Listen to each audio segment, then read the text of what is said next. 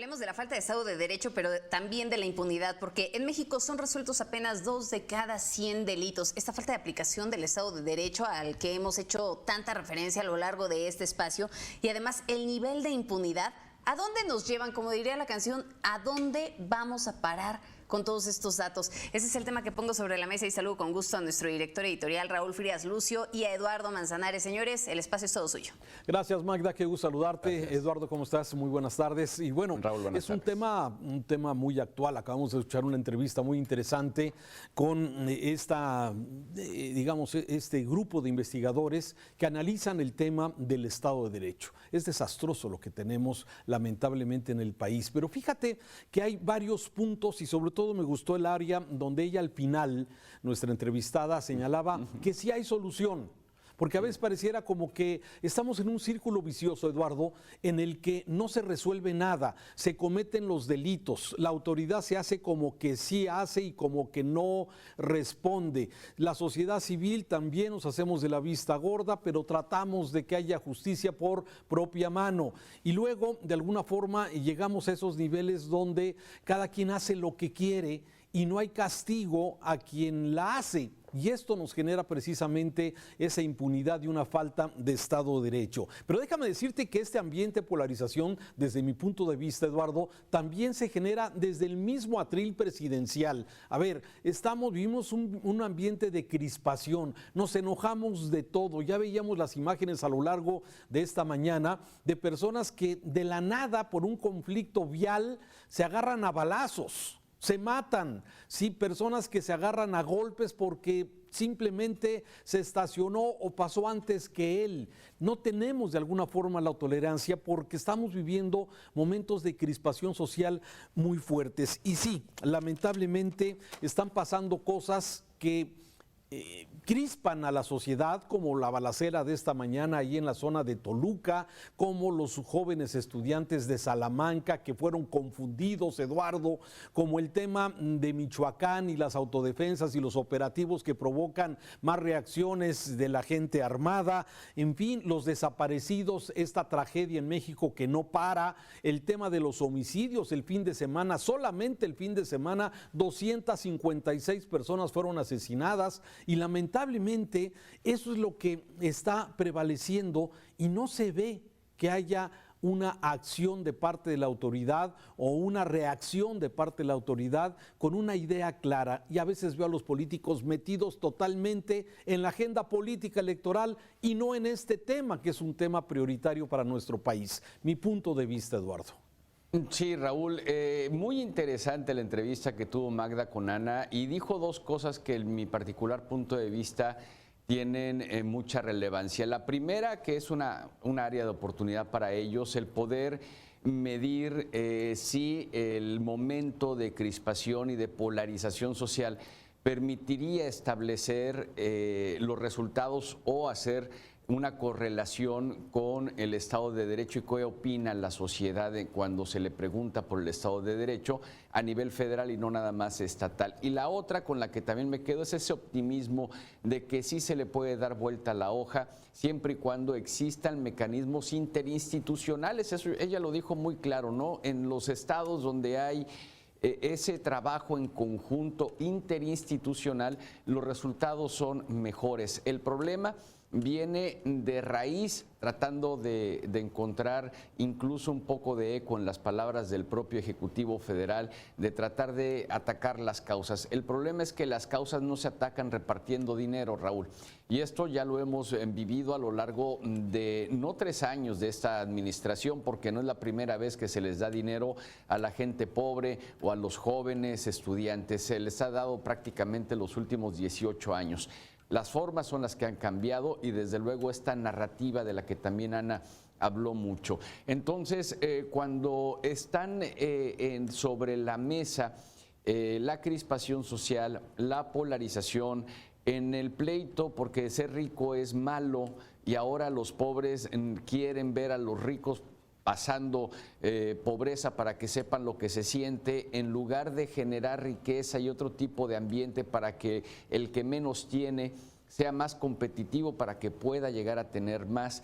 y las balaceras, las desapariciones, los conflictos armados en nuestro país, pues esto va generando un ambiente de psicosis desde mi punto de vista, Raúl, que va elevándose cada vez más de color.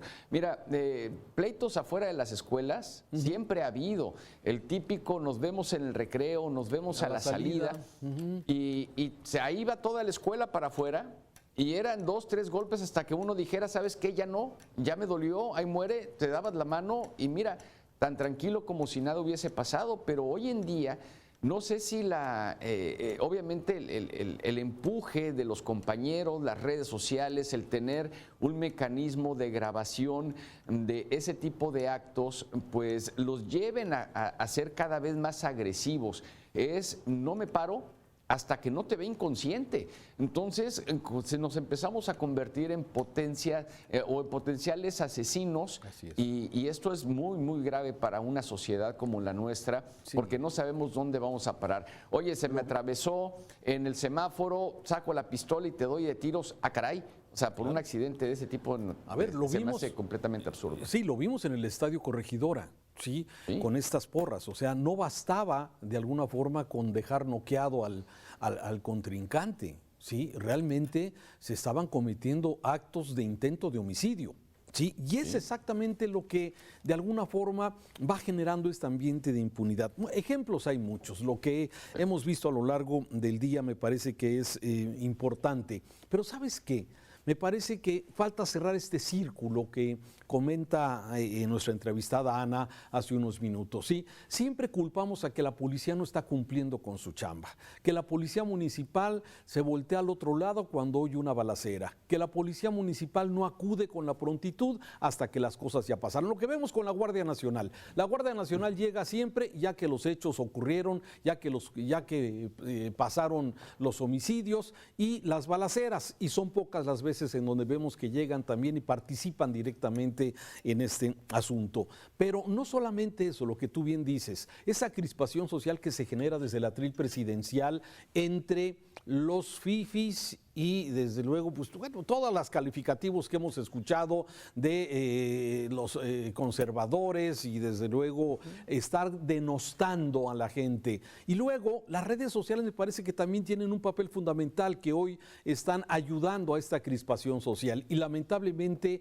sí perdemos todos porque estamos sensibles, y luego la autoridad no está cumpliendo con su chamba, los diferentes niveles de gobierno, que es la policía municipal, el Ministerio Público, los jueces, pues ya lo vemos, los datos son contundentes. Solamente 1.8 de cada 100 delitos puede llegar a castigarse. Oye, esa es una gran impunidad. Un delincuente, un ratero, un asesino, un homicida, ¿sí? ¿Qué posibilidades tiene de ser detenido y de ser castigado, Eduardo? Muy pocas. Por eso no hay consecuencias. Así es, y cuando vivimos en un país sin consecuencias, cuando se crece esa impunidad, es cuando se vulnera más el Estado de Derecho, y es ahí donde la autoridad tiene que trabajar de manera interinstitucional, pero no se está haciendo. Hoy tenemos una Procuración de Justicia a través de un fiscal general en el que está metido en sus problemas personales de ataques a su familia o a su familia política.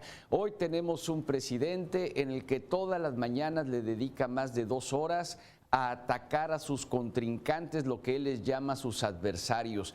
Y en contraparte, todas las mañanas, por más de mediodía, en redes sociales, culpando y atacando a la persona y no haciendo una crítica a la función que está haciendo el Ejecutivo Federal, que ese es el grave error que estamos cometiendo nosotros como sociedad. Entonces, en términos como el derechango, como el changoleón a un diputado federal por parte de otra legisladora, de una senadora panista, me refiero a Lili Telles, y se me fue el nombre ahorita del legislador. Changoleón, de Gerardo Fernández Noroña. Gerardo Fernández Noroña, en donde pues la gente le aplaude cuando, a ver, no le deberían estar aplaudiendo a la legisladora, le deberían estar diciendo, espérate, el recinto parlamentario es para respetarse y para hablar, para negociar, para argumentar, no para hacer ataques con descalificaciones, que eso pues le da oxígeno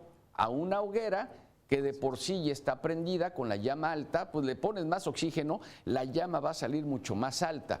Entonces, y esto divide más a la sociedad y es por todos lados, para que luego no me acusen, es que nada más te metes con el presidente. No, es que así estamos lamentablemente todos, nuestra inteligencia emocional está así, y fíjate, chiquitita, si no es que prácticamente eliminada por completo, ¿no? Claro, y hay varios elementos adicionales a todo esto, ¿no? Y que sigo tomando como ejemplo la entrevista de hace un rato.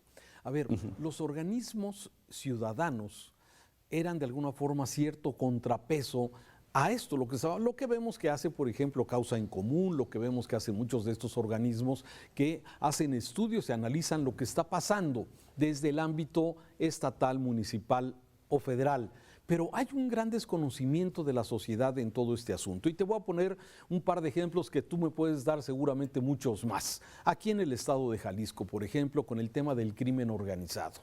El crimen organizado lo debe de atender supuestamente, de acuerdo a la Constitución y a la ley, sí, el gobierno federal. Y los gobiernos estatales dicen, es que eso le corresponde al gobierno federal, el gobierno del estado, bueno, pues simplemente llegan, están, pero la investigación, la persecución del delito normalmente no lo hacen los gobiernos estatales porque argumentan es un delito del ámbito federal. Y en el ámbito federal la instrucción es no intervenir. Entonces estamos en el peor de los mundos, Eduardo, porque por un lado, las policías municipales incapaces o que no tienen de alguna forma los recursos, no tienen el armamento, no tienen el número para hacer frente a un grupo delincuencial como el que vimos en días pasados, que entraba a una población, decenas y decenas de camionetas pasando frente a los miembros del ejército mexicano que simplemente los veían pasar, ¿sí? Entonces la policía municipal o cooptadas o de alguna forma insuficientes e incapaces para poder de alguna forma hacer frente al poder de estos delincuentes. Los gobiernos estatales, bueno, persiguiendo el delito que le llaman del fuero común, es decir, el robo de autos, el robo y asalto a personas, cosas de ese tipo. Pero ya cuando se trata de balaceras con el grupo delincuencial, ahí es donde las cosas ya no son exactamente igual. Y entonces, ¿quién combate? ¿Quién defiende? ¿Quién está con todos los defectos que se ha dicho ya en el tema de la Procuración de Justicia? No solamente la policía, Ministerio Público y desde luego lo que es la implementación de los procesos y finalmente la sentencia que podría implementar un juez. Realmente estamos en una situación muy complicada, situación difícil para los mexicanos. Así es prácticamente lo que nos sucede en la educación, Raúl. Cuando nos llega a un aula de secundaria un niño que no sabe leer bien o no sabe escribir bien, la primera culpa es a los maestros de primaria.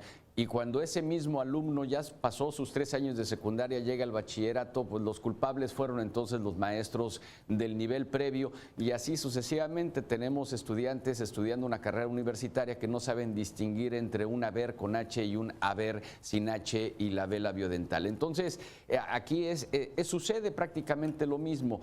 Entonces, el ayuntamiento, el municipio dice, yo no tengo recursos para armar mi policía, pero se les olvida que pueden prevenir, que son para prevenir el delito. El Estado, sí, quitaron el Fortaseg, pero también se les olvida que tienen que trabajar de manera institucional con el municipio para prevenir el delito y dejar que las fuerzas federales se encarguen no nada más de prevenir, sino de estar atentas para que lleguen al momento oportuno y no después. Tenemos policías reactivas y no policías activas. Y tal parece ser, Raúl, con esto concluyo, que nuestro Estado de Derecho pues simplemente se quedó a la espera de que alguien reaccione. Yo espero que sea pronto.